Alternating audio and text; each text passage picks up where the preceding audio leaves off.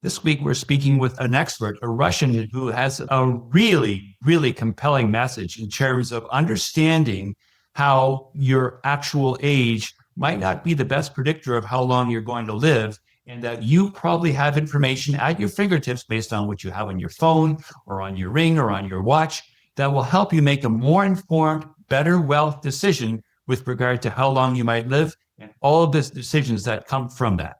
This is Make Better Wealth Decisions, a podcast dedicated to helping pre-retirees and retirees manage risk and economic uncertainty by adopting a pension-style approach to improve your risk-return trade-off. I'm your host, John DeGuy, the portfolio manager with Design Securities in Toronto. Speaking this week with Evgeny Yakushev. He is the founder and CEO of Life Metrics. And Life Metrics does a lot of fascinating work with regard to figuring out how old you are really, not just your chronological age, but maybe also your medical age. Evgeny, how are you today? Let me introduce myself. I spent 30 years in the pension fund, actuarial and financial services industry. I was responsible for the risk management in pension fund, and longevity was one of the important topics of my work. And modern longevity science has proven that two people of the same age can be aging different. So biological age may not always correspond to the chronological age. There are many methods to measuring biological age, and not all of them are integrated in the retirement planning now. Instead, the retirement planning practice based on national mortality statistics and population average. So plan to 95 is a traditional comes from the mortality and general population statistics.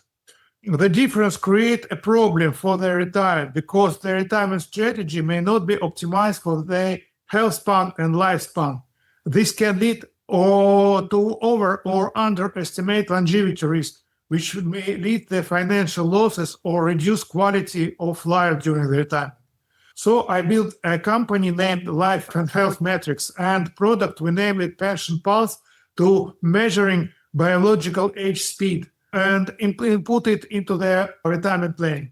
I'll give my listeners an example. I have been wearing an Aura ring since the beginning of this year, and this is the sort of thing where you can get information on your phone in terms of your steps, wearables, your watch, and in my case, a ring. My ring tells me that my chronological age is in fact about 6 years younger than my biological age. Now, I find that very makes me feel great. I feel so great. I look good for my age, and I feel good. But from a financial planning perspective, that's a little bit of information that a lot of people might otherwise overlook. And so I'm wondering if you can maybe give me a sense of how that might be incorporated into the way people think and act and plan so that they can maybe have a better sense of what their real life expectancy might actually be. When we studied the biological age data, we see that it follows a normal distribution bell curve. This curve centered at the point where the biological age matches the chronological age. This means that when you take the entire populations into account, biological age can equal chronological age. But for any given person, the chronological age and biological age could be very different. So people that find themselves on the extreme of this bell curve may encounter additional risk. A person with a low biological age, like you, may need to plan for a longer horizon, which means more ambitious investings or purchasing the annuity. But a person with elevated biological age may encounter elevated medical costs, which come sooner, which may require them to have more liquidity in their retirement plan. Including biological age as a parameter can help you be informed when taking time-sensitive decisions, such as a climb to Social Security. In general, your spending during retirement may be very different depending on your aging speed. So that's a really good way to encapsulate the principle of making wealth decisions, making a decision based on not only your chronological age, but also your biological age will be a more robust decision. And it's exactly correct in terms of making decisions with regard to when to take entitlements and so forth.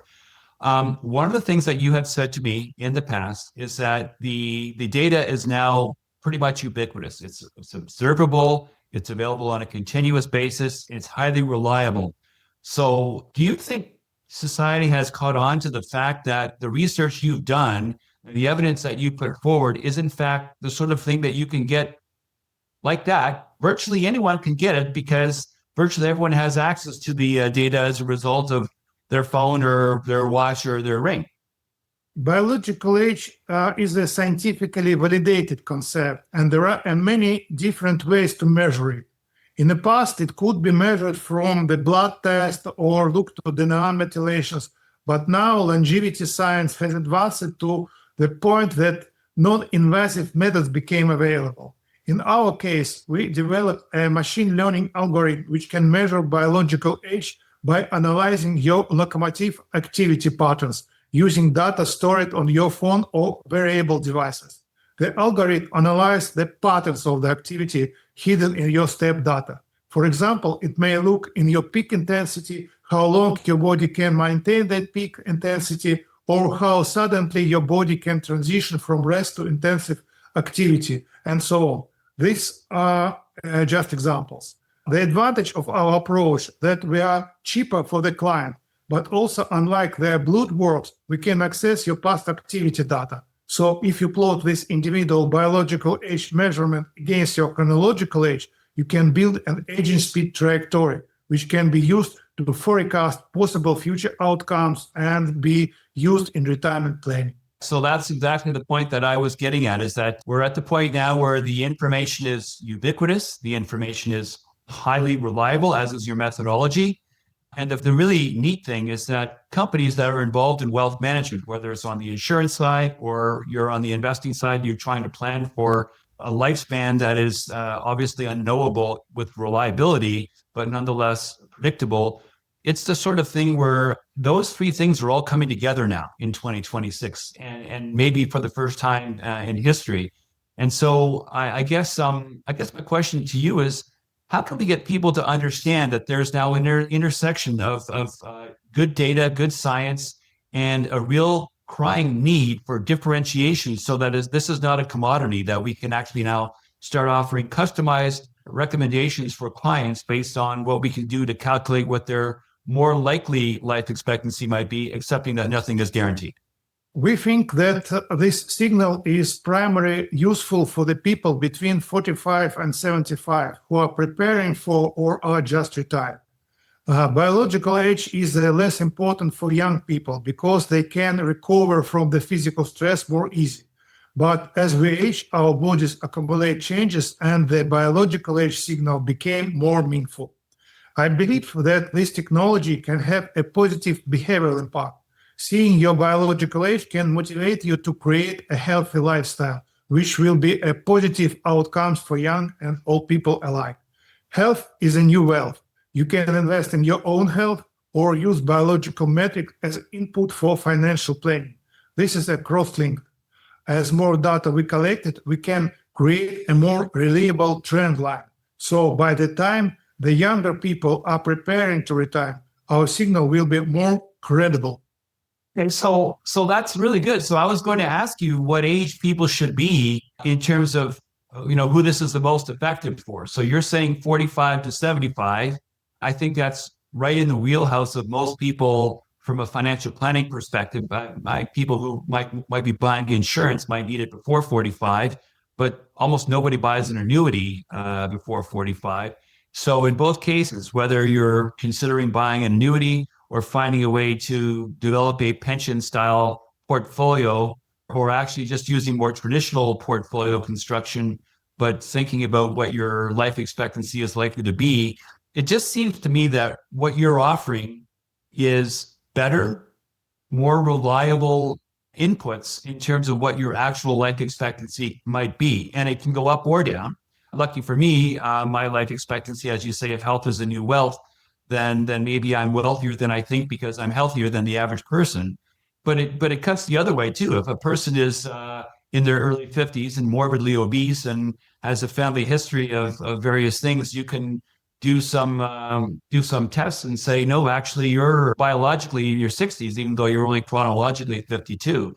So what I'm getting at is, Evgeny, I think what you're saying is we're now at a point where people who are offering advice to retail clients to help them make better wealth decisions can make better decisions based on their actual, well, not only on their chronological age, but also on their biological age. And that information might, in fact, be more meaningful, more robust, and lead to better decisions because it's probably going to be a better determinant of how long they're actually going to live. Yeah, in the past, we had no idea about our personal life expectancy. Right now, we calculate life expectancy as a population average based on mortality tables. In the future, we expect that these statistics can be built on the information we know about the living individuals. Science and technology can produce the tools we need to collect and interpret this information. By population surveys, outliving their savings is the primary fear for the retiring populations. Another common fear is the medical cost and long-term care cost. And the 40% of Americans choose to ask for professional advice by contacting a retirement planners. By any dialogue between the client and the advisors naturally starts with a discussion about their longevity. Clients expect personalizations while advisors use a population average. How those can tell you if your financial decisions should be different from the average. Having an actionable plan that is rooted by real data can ease these fears I mentioned. We expect that the first point is a dialogue between the client and their advisors. Our signal can help advisors provide a more personalized service to their client and enrich the conversation that you have with them. I think that if your advisor is not using this aging signal, they are not providing you with the best service that they could. And also, you are not getting your money's worth from their services. So it's funny because this is something that I'm going to consider now in my own practice, but I don't want to say I'm not getting, my clients are not getting their money's worth. I simply hadn't been aware of a service like this until now, until you and I, became acquainted with one another. So one of the things that I talk about a lot on my YouTube channel, in my podcast, and the videos I put out is that I am personally of the view that longevity risk is probably the least understood and least appreciated risk in financial planning today. A lot of people still think, oh, well, my mom died when she was 79, or my dad lived to be 81, so I should plan to be 81. And they don't realize that with the advances that we've made with regard to medicine and technology and the things that we understand and so forth, life expectancy continues to push the boundaries. And we've got there are a lot of people that are saying that children born today many of them are likely to live to be 100. And there may be someone who's already been born who might actually live to be 150, which strikes me as being mind-boggling. And when you start thinking about how 2 generations ago, people would retire at 65, a lot of them would have a pension plan, and it would be fine because they would be dead at 72 on average. Well, now life expectancy has gone from 72 50 years ago to 81 or 82. And a lot of people that engage the services of a professional wealth manager are people who generally are more affluent, and that correlates positively to longevity, have a better fitness level and lifestyle, better access to healthcare. And so FP Canada is telling people that we should be planning for a life expectancy to age 95.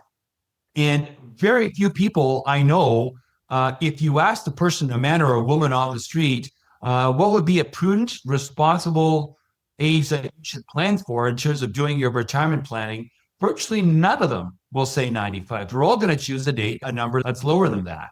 So I guess what I'm wondering is, what is your sense, Evgeny, of how people are come to grips with the gravity of the situation and the need for thinking about your actual longevity using tools like you have, but also just understanding things intuitively? Because the sense I get is that most Canadians have no real sense of how long they're likely to live. First of all, longevity is a probability question, probability curve. So our signal are based on maybe a lifestyle interpretation, first of all. So we are not including in the longevity projections, some incidents or some maybe trauma or car crashes or so on. First of all, so the actuarial tables are including all of the reason of the death. Second, the longevity depends on the person. We offer personalizations and not advice. Our signal is coming from the passive sensors from your mobile. So it's historical data and we can monitoring the trend. So the basic idea, you can change your lifestyle and your trend will change. We can generate a signal to the customers so on trend changes. So this is important sometimes for the making a decision if they were not made, if we have a window for them.